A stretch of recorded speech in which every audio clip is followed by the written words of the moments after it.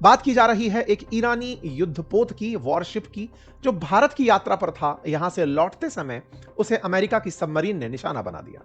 मुश्किल से भारत के तट से 300 नॉटिकल माइल की दूरी पर रहा होगा।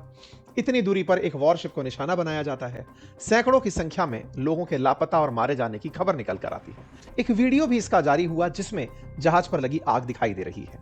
इस पे जो सैनिक तैनात थे, क्रू तैनात थे, मध्य रात्रि के समय था, मतलब लगभग सुबह होने का वक्त था, और उस समय पर इस तरह का जो हमला है, ड्यूटी आवर्स चेंज हो रहे थे, उस समय पर इस जहाज पर हमला होता है। ये युद्धपोत था साथियों, और ये युद्धपोत भारत की यात्रा पर था। भारत आया हुआ था, मिलन जो एक्सरसाइज है विशाखापट्टनम में, उसे अटेंड कर कर वापस लौट रहा था।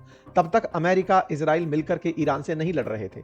उस समय ये जहाज यहां पर था, ये वापस लौट रहा था, और जब लौट रहा था उस समय एक अमेरिका की ओयो क्लास सबमरीन ने इसे टारगेट किया, मार्क 48 टॉर्पीडो इस्तेमाल किया और इसे पानी के अंदर ही डुबो दिया। ईरान के 100 से अधिक सैनिकों के मारे जाने की खबर है। यह खबर इंडियन ओशन की है। ये जो IRS देना है, ये ईरान का अपना बनाया हुआ युद्धपोत है। ये उनका मौज क्लास युद्धपोत है और ये हाल ही में कमीशन हुआ था।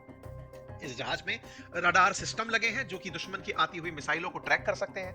युद्धपोत के अंदर टॉर्पीडो को ट्रैक करने के लिए भी सोनार सिस्टम लगे हैं, लेकिन जिस तकनीक का उपयोग अमेरिका ने किया, यह सिस्टम उसे ट्रैक नहीं कर पाया और इस IRS देना नाम के वॉरशिप को डुबो दिया। IRS देना जो है 2021 में ही कमीशन हुआ था। इसके अंदर रैपिड ऑटो फायर कैनन लगी थी।